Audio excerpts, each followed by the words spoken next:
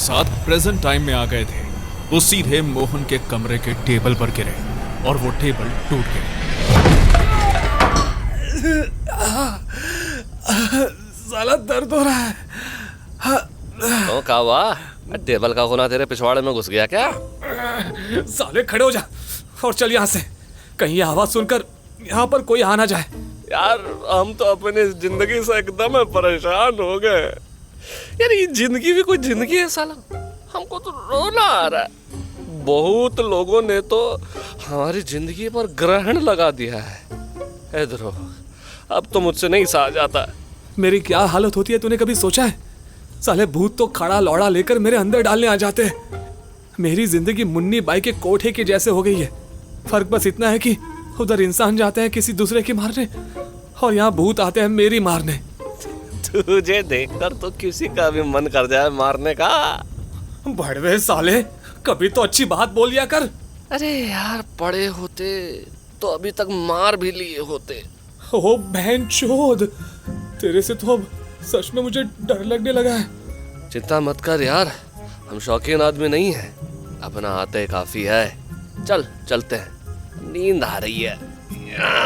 यहाँ से सीधा अपनी रजाई में और फिर लगेगी रात की पहली मुट्ठी। हाँ यार, लेकिन एक बात समझ नहीं आ रही है, साला कुछ तो गड़बड़ है। मेरी सेटिंग के बच्चे, तुझे कब सब कुछ ठीक लगेगा है? हमेशा तो तुझे चीजें अजीब ही लगती है। दे, हम लोगों की जिंदगी अजीब है। सब लोग डॉक्टर बनते हैं, इंजीनियर बनते हैं, कारपोरेट में गंडियां मरवाते हैं, लेकिन एक हम हैं जो भूत को मुक्ति दिलाने के बोछड़े में फंस गए हैं। अबे कभी किसी को देखा है ये काम करते हुए? इसलिए हमारी जिंदगी अजीब है। और ये कुछ ज्यादा ही अजीब नहीं है यार? तो खुद ही सोच, मोहन के हेललूप में हमें आग दिखाई दी और उसकी बातें सुनकर ऐसा लग रहा था जैसे वो कोई बड़े गिल्ट में है। पर ऐसा तो कुछ होना ही नहीं चाहिए। वो तो अपनी मर्जी से मरा है ना, वो भी किस लिए? क्योंकि उसे व्यूज नहीं आते थे, तो उसका हेललूप भी वैसा होना चाहिए। लेकिन ये आग, जली हुई बॉडी, लगता है इससे उसका कोई ना कोई कनेक्शन तो है। तो मेरी बात समझ रहा है ना? मोहन की मौत में मुझे कुछ तो गड़बड़ लग रही है। अरे बाबूजी, अभी चल रहे हैं यहाँ से, बाद में देख लेंगे। अभी तो बस हमको यहाँ से निकलना है। ध्रुव और प्रसाद वहां से निकल ही रहे थे कि तभी ध्रुव की नजर फ्लोर पर गई। वहां पर उसे कुछ दिखाई दिया। यहाँ पर आई कैसे? प्रसाद, इस टूटे हुए टेबल को देख, कुछ समझ आ रहा है? हम कुछ समझे नहीं। ज्यादा सोचते हैं तो हमारे दिमाग में दर्द होने लगता है। अबे बहुत सड़ी के, और जो तू दूसरों के दिमाग में दर्द देता है उसका क्या? हाँ बता, तुझे मालूम है ना? अबे तू थोड़ा सा बहन का लौड़ा है क्या? अब हो जाता है तो हम क्या करें यार? तू बता महामुठल, क्या कह रहा है? इस टेबल के टूटे हुए हिस्से को देख। यहाँ पर एक गैप है, छोटा सा, जैसे यहाँ पर कोई सीक्रेट दरवाजा हो। अगर मेरा अंदाजा ठीक है तो यहाँ पर इस टूटे हुए टेबल के ढेर में मुझे ड्रॉवर मिलना चाहिए। एक मिनट, ये रहा। देख, मैंने कहा था ना, इसको छुपा के रखा गया था। इसका मतलब ये है कि इस पेन ड्राइव में कुछ बहुत ही इंपॉर्टेंट चीज है। क्या बात है यार, एकदम ब्योमकेश बख्शी का दाएं टट्टे की तरह बात कर रहा तू। अब हाथ में तो तेरी बहुत दम है। पेन ड्राइव मेरे पास है, लेकिन अभी साइबर कैफे तो बंद होगा। कल ही पता चल पाएगा कि क्या है इसमें। सारी रात ध्रुव को यह सोचकर नींद नहीं आई कि वो पता नहीं उसको इस पेन ड्राइव में क्या मिलने वाला है। इसलिए अगली सुबह फिर से एक बार वो दोनों साइबर कैफे में चले गए, जहां पर उन्होंने पेन ड्राइव के अंदर छानबीन शुरू कर दी। अब देखते हैं कि आखिर इस पेन ड्राइव में है क्या। ये गई अंदर, ये रही पेन ड्राइव शो हो रही है। अब देखते हैं अंदर माल क्या है। अबे इसमें तो कई सारे फोल्डर्स हैं। चल देखते हैं इसमें क्या है। ओह गॉड, नहीं नहीं नहीं नहीं, ये क्या देख लिया? इसमें तो सिर्फ इस मोहन के न्यूड्स हैं। हम तो पहले से ही कह रहे थे, ये शक्ल से ही हमको ऐसा लग रहा था। खुद को ऋतिक रोशन समझता है।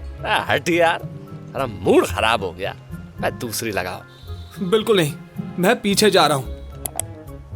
हमको तो लगता है पूरा पेन ड्राइव में इसी की नंगी फोटो है। किसी काम का नहीं है ये पेन ड्राइव। चलो चलते हैं यहाँ से, कुछ और ढूंढना होगा। एक मिनट, मैं कुछ और फाइल्स भी देखता हूँ। ये रही, ये वाली चेक करता हूँ। यहाँ तो एक वीडियो नजर आ रही है। अरे आवाज कम करके चलाई हो, कहीं तो क्लिक करे और इसके कामों का आवाज से पूरा साइबर कैफे में मौजूद लोगों का खड़ा ना हो जाए। अबे हाँ ठीक है। अचानक से वो वीडियो चालू हो गई। उस वीडियो को देखकर ध्रुव और प्रसाद दोनों के होश ही उड़ गए, क्योंकि वो मोहन की सुसाइड की वीडियो थी, वो भी अनएडिटेड। ये तो मोहन का सुसाइड वीडियो है, और वो भी बिना एडिट किए हुए। ये देख, इस वीडियो में मोहन बिल्कुल भी सैड या डिप्रेस्ड नहीं लग रहा है। असल में वो एक्टिंग कर रहा है। तू खुद ही सुन। रुक, मैं वॉल्यूम थोड़ा तेज करता हूँ। ध्रुव ने वीडियो की वॉल्यूम को बढ़ा दिया, जिससे प्रसाद भी सब कुछ अच्छे से समझ सके कि असल में ये सब कुछ हो क्या रहा है। तो अगर आप मेरी ये वीडियो देख रहे हैं तो मैं अभी जिंदा नहीं हूँ। अबे यार, मुझसे नहीं हो रहा साला। इतनी एक्टिंग तो मैंने अपनी जिंदगी में नहीं की। नहीं मोहन, अगर तुझे अपना करियर फिर से रिवाइव करना है तो ये स्टंट तो करना ही होगा। चल फिर से शुरू हो जा। अगर आप मेरी ये वीडियो देख रहे हैं तो मैं जिंदा नहीं हूँ। इस अनएडिटेड वीडियो में तो वो फुल नशे में है, शायद इसीलिए कि वो सुसाइड वाले वीडियो में अपनी हालत को और खराब दिखा सके। अब समझ में आया, ये सुसाइड वाली वीडियो फेक है। मोहन ने ये वीडियो सिर्फ एक पब्लिसिटी स्टंट के लिए बनाई थी, ताकि उसका डेड यूट्यूब करियर फिर से चल सके। ये देख, उसके यूट्यूब पर 1 मिलियन सब्सक्राइबर्स हैं, लेकिन असल में उसको व्यूज ही नहीं आते थे। एकदम से उसकी रीच डेड हो गई थी। अच्छा, तो ये सब प्लान अपने YouTube को फिर से चलाने के लिए था।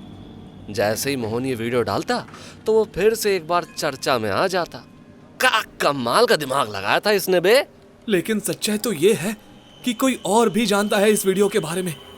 उसी ने इस वीडियो का फायदा उठाकर मोहन को जान से मार दिया और मर्डर को सुसाइड बना दिया। इसका मतलब समझा प्रसाद? मोहन की मौत सुसाइड नहीं, मर्डर है। पॉइंट चोद, हम तो कमाल कर दिए बे। हमारा दिमाग का तो कोई जवाब ही नहीं है। हमको तो पुलिस में होना चाहिए। अच्छा, अब सारा क्रेडिट तू ही ले ले। हाँ? अच्छा एक बात बता, इस केस को सॉल्व करने के लिए आगे हमें क्या करना चाहिए? आगे आगे वो करना चाहिए जो इस समय करते हैं। क्या वो हाँ? इस वो का नाम तो होगा ना? अरे वही जिससे वो हो जाता है। अरे जब हम वो कर लेंगे तो वो हमको अपने आप ही मिल जाएगा। अबे वो क्या लगा रखा है माधर चोद? लौड़ा फंस गया है क्या मुंह में? मैं बताता हूँ कि क्या करना है। हमें करनी होगी अब पूछताछ, समझा? अरे यार, यही तो मैं कह रहा था। हमें मोहन के किसी करीबी दोस्त से पूछताछ करनी होगी, तभी हम आगे बढ़ पाएंगे। पर हम ढूंढेंगे कहाँ से? हमको तो उसके बारे में कुछ नहीं पता। अबे उसका व्लॉग चैनल है ना, वहां से उसके दोस्त का पता लगाएंगे और फिर प्राइवेट डिटेक्टिव बनकर उससे मिलने जाएंगे और फिर इंफॉर्मेशन निकालेंगे। तू समझा? अब चल जल्दी काम पर लगते हैं। ध्रुव और प्रसाद ने मोहन के कुछ व्लॉग्स देखे और वहां से उसे आदित्य के बारे में पता चला। ये आदित्य ही हमारी अगली कड़ी को जोड़ेगा। इसकी इंस्टाग्राम आईडी भी यहाँ पर मेंशन है, इससे कांटेक्ट करने की कोशिश करते हैं। ध्रुव और प्रसाद ने आदित्य की सारी इंफॉर्मेशन ले ली और अब वो आदित्य से मिलने जाने वाले थे। चल जल्दी, हमें जल्दी करना होगा। मेरा सर। अचानक से ध्रुव के सर में बहुत तेज दर्द होने लगा, इतना कि उसके बर्दाश्त के बाहर था, जिस वजह से वो नीचे अपने घुटनों पर बैठ गया। चुप हो जाओ, चुप हो जाओ। शिट, पता नहीं मुझे क्या हुआ था। ऐसा लग रहा था जैसे कि मेरा सर फट जाएगा। ये अचानक मुझे हो क्या गया था? शिट। बे साले, काला मुंह से हग रहा है शीट शीट करके। अबे यार, अचानक से मेरे सर में बहुत जोरों से दर्द होने लगा था, जैसे कि कोई दौरा पड़ा हो। हम सब समझ रहे हैं, चलो हम तुमको खड़ा करते हैं, हमारा हाथ पकड़ो। ध्रुव ने प्रसाद का हाथ पकड़ना चाहा, लेकिन ध्रुव का हाथ प्रसाद के हाथ के आर पार निकल गया, जैसे कि वो एक हवा हो। तुम प्रसाद नहीं हो?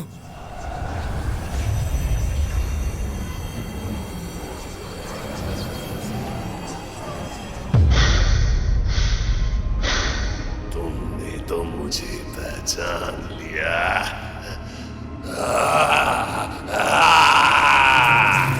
अचानक प्रसाद के मुंह से धुआं निकलने लगा और वो चिल्लाने लगा।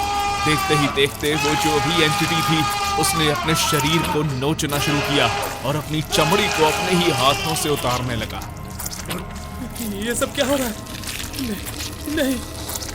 चारों तरफ खून ही खून फैल चुका था और वो एंटिटी अभी भी अपने ही हाथों से अपने शरीर की चमड़ी निकाल रही थी। चमड़ी के अंदर ही अंदर उसका सारा शरीर जल रहा था, जैसे कि कोई भट्टी हो। देखते ही देखते उसने अपने शरीर की सारी चमड़ी उतार दी और अचानक उसके शरीर में आग लग गई। मुक्ति दो, मुक्ति चाहिए। मेरे पास आ, मुक्ति दो। देखते ही देखते उसका शरीर गर्मी की वजह से पिघलने लगा और एक बहुत ही घिनौना सा मांस का ढेर बन गया, लेकिन उसमें से अभी एक ही आवाज आ रही थी, मुक्ति, मुक्ति। भागो यहाँ से। ध्रुव ने अपना कदम बढ़ाया, लेकिन वो नीचे गिरने लगा।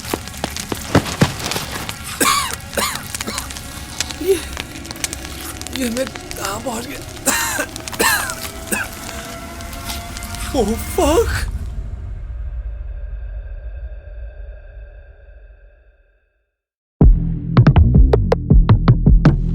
Eight.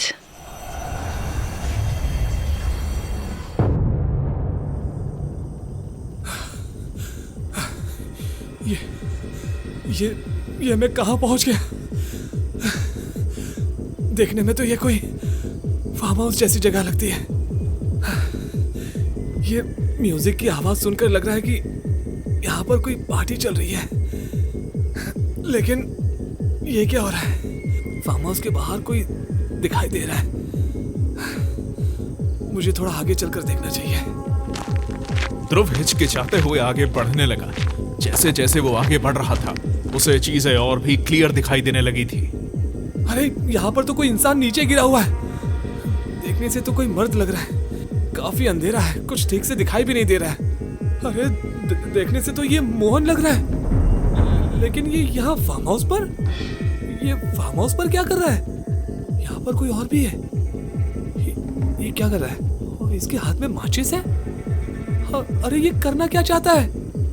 उससे दूर खड़े एक आदमी ने अचानक से माचिस जलाई और जलती हुई तिली को फार्म हाउस की तरफ फेंक दिया और देखते ही देखते फार्म हाउस में आग लग गई।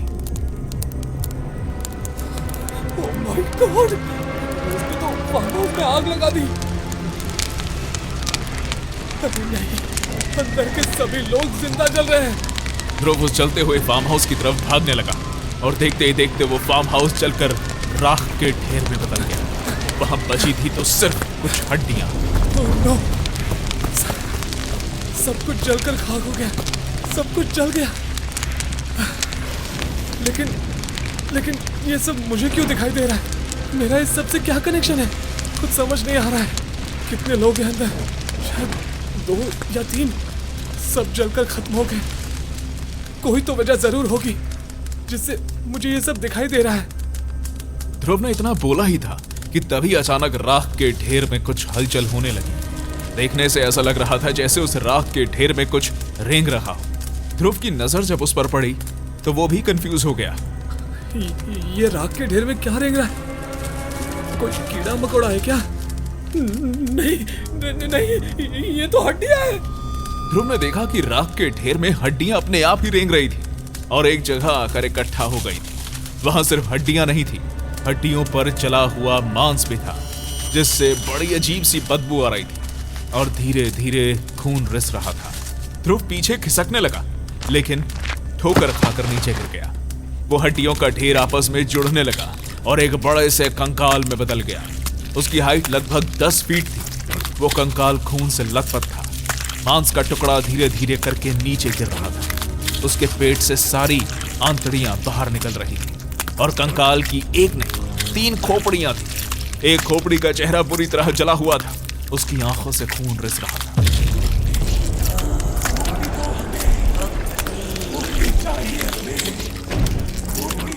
दूसरी खोपड़ी का सर फटा हुआ था और उससे धुआं निकल रहा था। अचानक से उसके दिमाग से बहुत सारे कीड़े बाहर निकलने लगे। नहीं, मुझसे दूर रहो, मुझसे दूर रहो। मेरे पास मत आना, मेरे पास मत आना। क्या चाहते हो मुझसे? क्या चाहते हो मुझसे? मुझे कुछ मत करना। मैं तुम्हें मुक्ति दिला दूंगा। यही मेरा काम है। पहले मुझे यहाँ से जाने दो, मुझे जाने दो। ध्रुव डर के मारे पीछे हट रहा था। अचानक से उस कंकाल ने अपने दोनों हाथ ऊपर उठाए और अपने बीच वाले सर पर रखा और एक ही झटके अपने सर को उखाड़ दिया। उस कंकाल के हाथ में उसकी खुद की खोपड़ी थी और वो अपने हाथ में अपनी खोपड़ी लिए ध्रुव की तरफ बढ़ रहा था। ध्रुव का चेहरा उस खोपड़ी के बहुत करीब था और अचानक से उस खोपड़ी के मुंह से एक खून की धार निकली। देखते ही देखते वो हड्डियों का ढांचा बिखर गया और सारी हड्डियां ध्रुव के ऊपर आकर गिर गई। ध्रुव का शरीर खून और पस से नहा चुका था। उसके शरीर से जले हुए लाश की बदबू आ रही थी।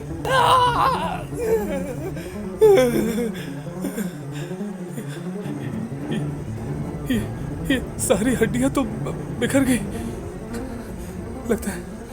लगता है मैं बच गया। ध्रुव की यह खुशी ज्यादा देर तक नहीं चल पाई, क्योंकि आसपास का सारा खून अपने आप किसी धारा की तरह बहने लगा। देखते ही देखते उस कंकाल के टुकड़े भी अपने आप उस खून में बहने लगे। यह नजारा देखने में बहुत घिनौना था। चारों तरफ खून बिखरा हुआ था। उस खून और मांस के ढेर में से कहीं कटा हुआ हाथ बाहर निकल रहा था, तो कहीं फटा हुआ पेट। अचानक से उन तीनों खोपड़ी ने अपनी आंख खोली और किसी बहते हुए कीचड़ की तरह ध्रुव की तरफ आगे बढ़ने लगा। मुक्ति दो, मुक्ति दो, मुक्ति, मुक्ति। ये फुसफुसाहट ध्रुव के कान को तकलीफ दे रही थी। उसके सर में अचानक से बहुत तेज दर्द होने लगा। वो अपना सर पकड़कर बैठ गया। ध्रुव को ऐसा लग रहा था जैसे उसके शरीर से किसी ने सारी ताकत चूस ली। वो मांस और खून का ढेर ध्रुव की तरफ बढ़ने लगा। वो मांस और खून का ढेर ध्रुव को अपने अंदर समाते जा रहा था। ध्रुव का दम घुट रहा था। अचानक से ध्रुव को फिर से एक दौरा पड़ा। उसके सर में फिर से तेज दर्द होने लगा।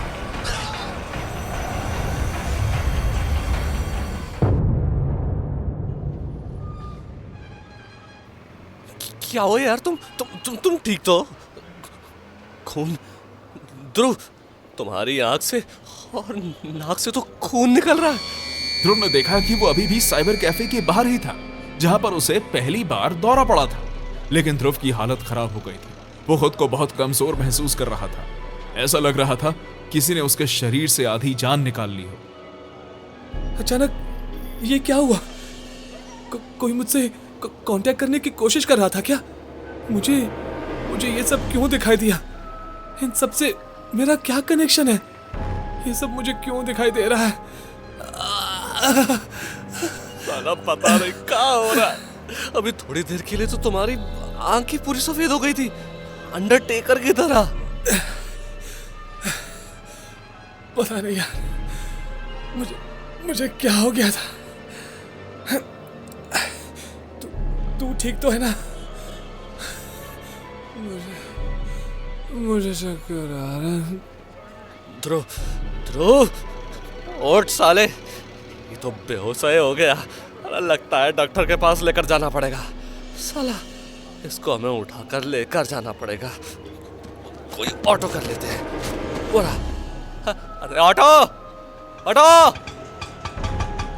प्रसाद ने ऑटो बुलाया और उसे पास के ही नर्सिंग होम में ले गया, जहां पर डॉक्टर ने सलाइन और ग्लूकोज की बोतल चढ़ाई और कुछ देर बाद ध्रुव को होश आ गया। उठ गए बाबूजी। हमको लगा कि तुम्हें घर तक भी हमको ही ढोकर लेकर जाना होगा। अब कैसा महसूस कर रहे हो बे? अब थोड़ा ठीक लग रहा है। वैसे आदित्य क्या यहाँ से जवाब आ गया है? वो अपना एड्रेस भेज दिया है। ठीक है फिर, हम अभी चलते हैं। अबे आंखें का पिछवाड़े में है तेरी, दिखता नहीं है का? अबे चुप एकदम, और चल यहाँ से। जब देखो तब बक बक करता रहता है। मेरे बकबक में जादू है। अबे हाँ, अब अपनी जादू को अपनी जेब में डाल और चल यहाँ से। हमें आदित्य से मिलने जाना है। अरे अपनी हालत देखो, किसी पागल आशिक की तरह हो गई है। पहले तुम आराम करो यार, अभी कल सुबह चलेंगे। अब अपने रूम पर चलते हैं, ठीक? दोनों फिर से ऑटो पकड़कर अपने कमरे तक पहुंच गए। दोनों ने आराम किया और अगली सुबह दोनों तैयार होकर आदित्य के घर पहुंच गए। दरवाजे पर पहुंचकर उन्होंने बेल बजाई।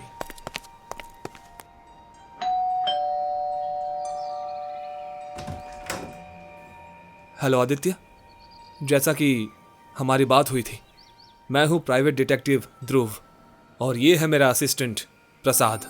असिस्टेंट नहीं, अब पार्टनर है ना? हम पार्टनर है ना ध्रुव? हाँ, यस ऑफ कोर्स। वो क्या है ना कि ये पहले असिस्टेंट ही थे, फिर मैंने ही तरस खाकर इसे अपना पार्टनर बना लिया। वैसे हमें आपसे थोड़ी पूछताछ करनी थी, क्या हम अंदर आ सकते हैं? अरे हाँ, बिल्कुल बिल्कुल अंदर आ सकते हैं आप। जैसे ही ध्रुव घर के अंदर घुसा, उसे शराब की महक महसूस हुई। उसने अपनी नजरें दौड़ाई तो उसे आसपास शराब की बोतल रखी हुई मिली और घर बहुत फैला हुआ था। सामने वाली दीवार से एक बड़ा सा चाबियों का गुच्छा लटका हुआ था। शराब की महक को छिपाने के लिए परफ्यूम का इस्तेमाल किया गया था, जिससे पूरे माहौल की स्मेल अजीब सी हो गई थी। बैठिए, बैठ कर बातें करते हैं। वो थोड़ा चाय और बिस्किट मिल जाता ना तो एकदम मजा आ जाता। बाहर बाहर ठंडी है ना, वैसे कमरा एकदम गर्म है आपका। नहीं, उसकी कोई जरूरत नहीं है, हम बिना चाय के ही ठीक है। नहीं नहीं, मैं तो आपका ही इंतज़ार कर रहा था। चाय मैंने रेडी करके रखी हुई है, मैं अभी लेकर आता हूँ।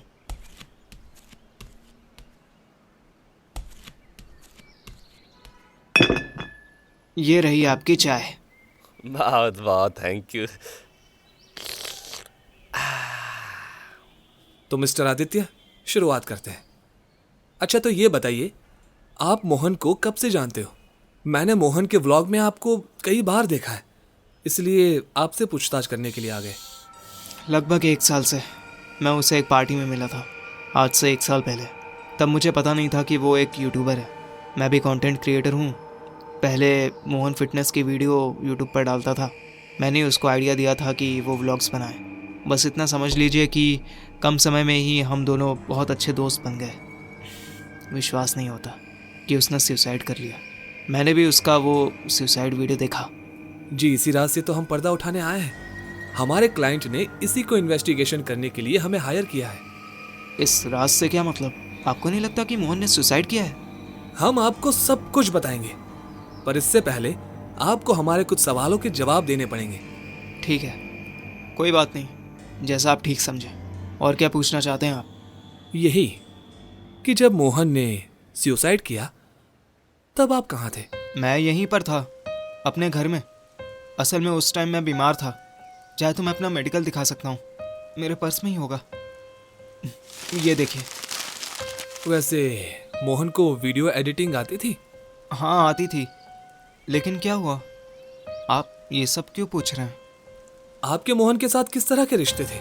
मतलब आपकी दोस्ती कितनी गहरी थी? दिल्ली जैसे बड़े शहर में एक वही तो मेरा दोस्त था।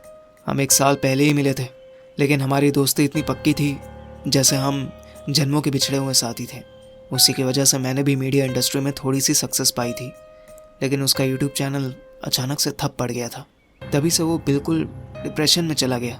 मैंने उसको बहुत समझाया, शायद मुझे और समझाना चाहिए था।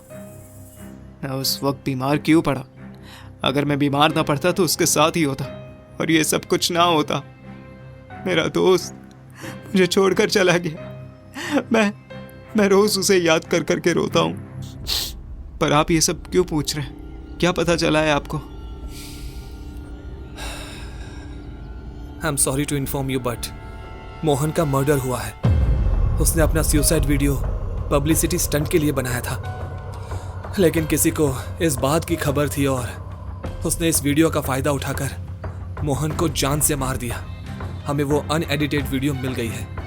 क्या आप सच कह रहे हो? कौन है वो जिसने मेरे दोस्त की जान ली? मैं उसे जान से मार दूंगा। अरे आप शांत हो जाइए, ऐसे गुस्सा करने से कोई फायदा नहीं है। मुझे इस पब्लिसिटी सुसाइड के बारे में कुछ पता नहीं। काश ये सब करने से पहले उसने मुझे तो बताया होता। हमें वो पेन ड्राइव मोहन के घर से मिली, ये टेबल में छुपाई हुई थी। आप मुझे मोहन के टीम मेंबर्स के बारे में इंफॉर्मेशन दीजिए। वैसे मोहन की अभी कोई टीम नहीं थी, सिर्फ एक एडिटर था जो वीडियो एडिट और थंबनेल बनाता था। उसका यूट्यूब ठीक से चल नहीं रहा था, इसलिए उसने सबको फ्री कर दिया। एडिटर का नाम अक्षय नरूला नाम था। आप चाहें तो मैं उसका नंबर दे सकता हूँ। ठीक है, हम उनसे भी पूछताछ कर लेंगे। वैसे आपको कुछ और याद आ रहा है, ऐसा कुछ जो ज़रूरी हो? याद, वो रात सच में अपने साथ मौत लेकर आई थी। जिस दिन मोहन की मौत हुई उसी रात उसके फार्म हाउस में भी आग लग गई, जिसमें उसकी गर्लफ्रेंड और दोस्त भी मारे गए। फार्म हाउस, आग, गर्लफ्रेंड, मेरा विजन। ओह शिट, तो इसका मतलब मेरा वो विजन कुछ और ही बता रहा था।